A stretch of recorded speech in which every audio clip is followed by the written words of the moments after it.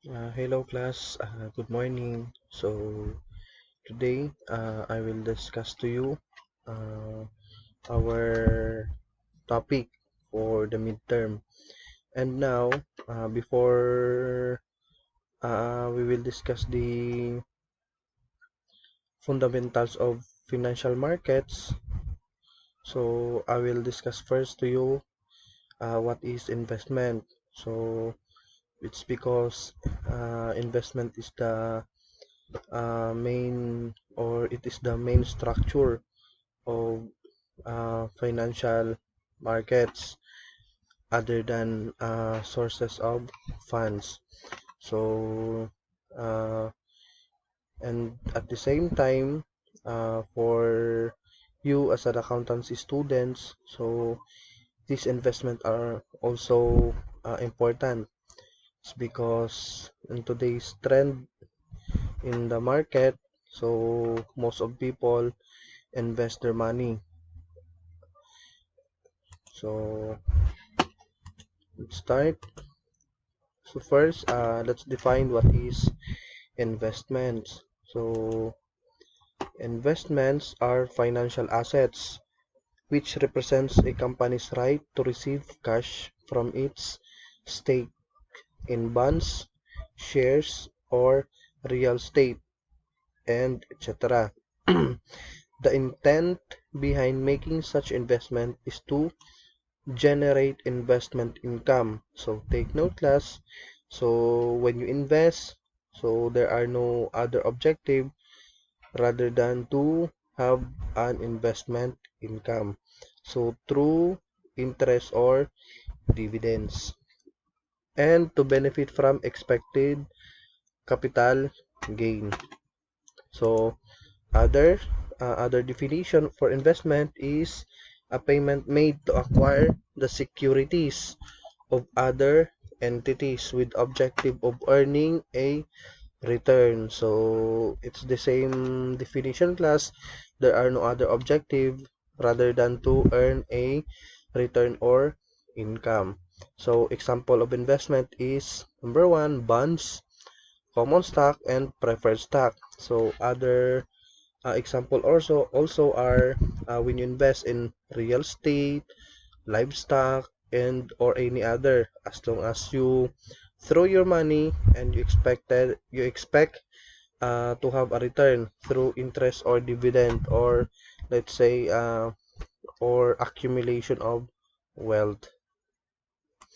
Next, there are two ways to earn a return on investment, which are from ongoing payments issued by the investment or through the appreciation in value of the assets. So there are only two class, or there are two ways. So how you earn. So for, how you earn or paano ka magkaka-income from your investment. So the concept can also mean the acquisition of fixed assets for internal use, also with objective of earning a return. So in an investment also class, so when you acquire or when you buy a fixed asset, so just like for example, when you buy a land, so that's also form of investment. Or di kaya bumili ka ng building, so that is also form of investment, as long as you have the objective of earning a return or profit or income.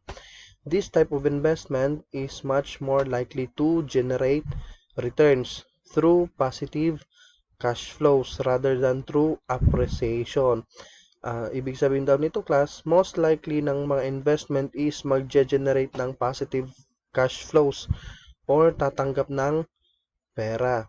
So take note class, investment must have a positive cash flows rather than through appreciation. Ibig sabihin kasi nitong appreciation class is, let's say for example, bumili ka ngayon ng lupa.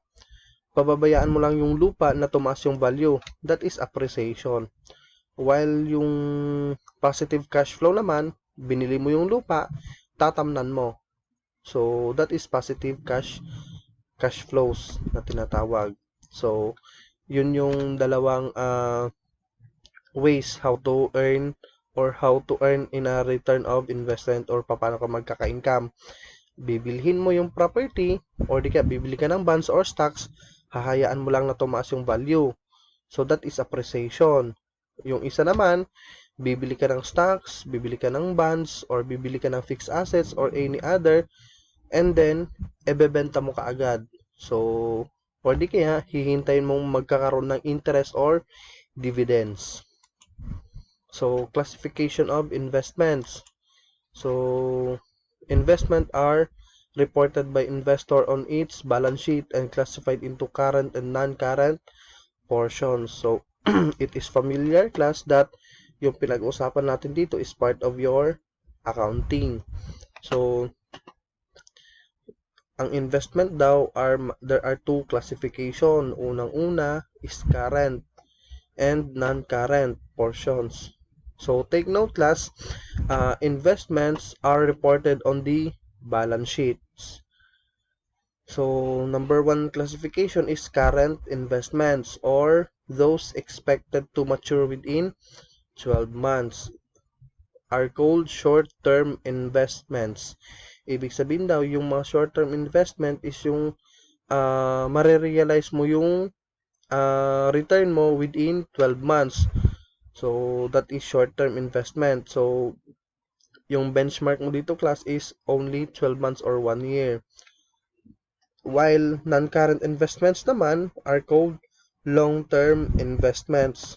Some investments which can be easily converted to cash with negligible fluctuation in its value are classified as cash equivalents.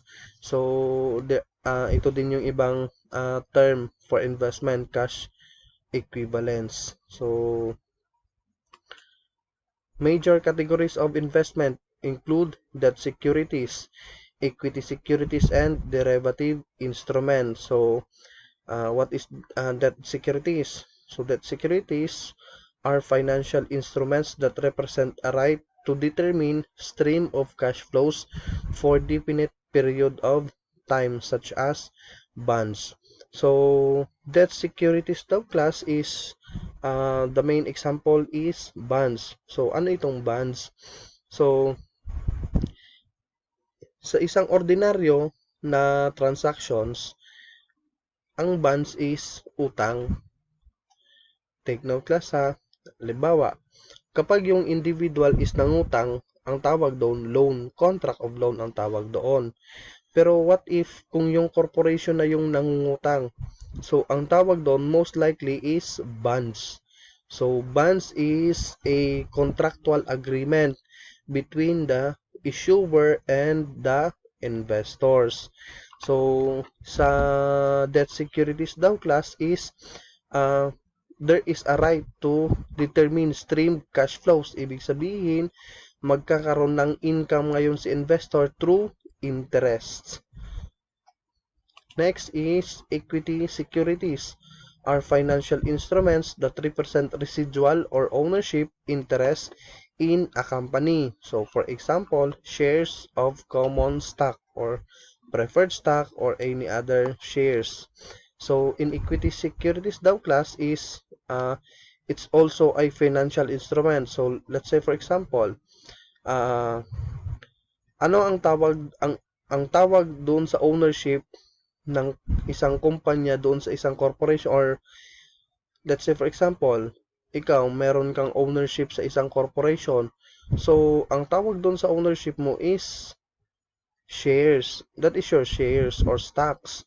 So, ang tawag sa iyo investor or stockholder.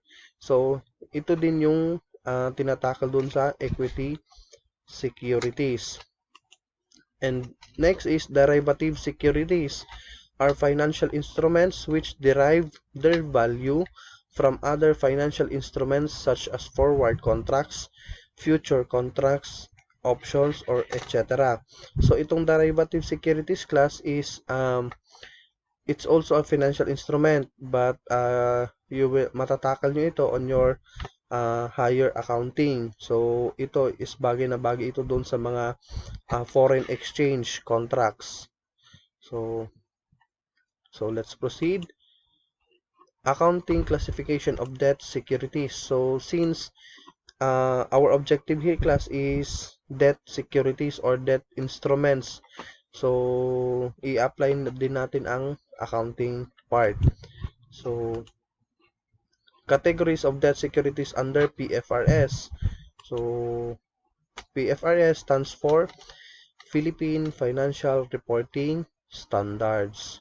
So ito yung standards na sinusunod when you prepare a financial statements other than GAAP. So or generally accepted accounting principle. So or di kaya PAS or Philippine Accounting Standards. So yun yung mga parang mga batas.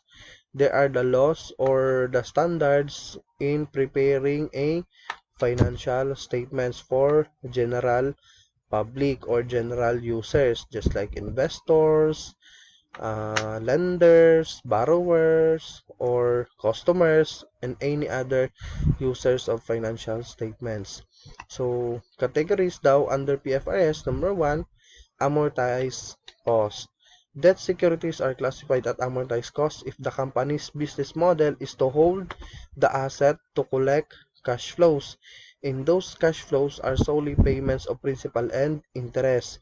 So, in debt securities daw, class, or let's say for example bonds, ang bonds kasi is ini-issue yan 20 years ang term, 10 years.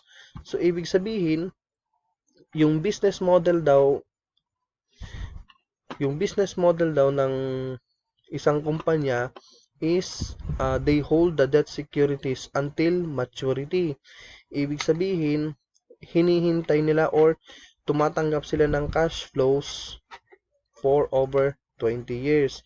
So, let's say for example, sa isang ordinaryong utang kasi, 6 months to pay, 1 year to pay. Sa bonds naman, 20 years to pay. So, yun yung pinagkaiba ng ordinary loan doon sa contractual agreement or doon sa medyo legal na paraan ng pag-uutang through bonds. Yun yung bonds na tinatawag. So sa bonds kasi, class, is si investor is tumatanggap ng bayad from the borrower through interest at the same time principal. Naintindihan? Or di kaya solely interest lang. Next, fair value through other comprehensive income. So debt securities are classified at FBOCI if the investor's business model is both to collect cash flows and sell the asset, and the cash flows are solely payments of principal and interest. So here in FBOCI daw, class, yung bonds or the debt securities is i-hold ng investor or i-hold nila, yung business model nila is they hold or they collect cash flows. So tatanggap sila ng interest, and at the same time kapag tumaas na yung value ng bonds, bebenta nila. So let's say for example, sa bonds kasi, class, is kapag bibilhin mo or market value, yun yung tawag. In buying a bonds, let's say for example, si San Miguel Corporation, magpapatayo siya ngayon or magkakaroon siya ng plant expansion. Magkakaroon ng plant expansion yung San Miguel Corporation here in Coronadal City.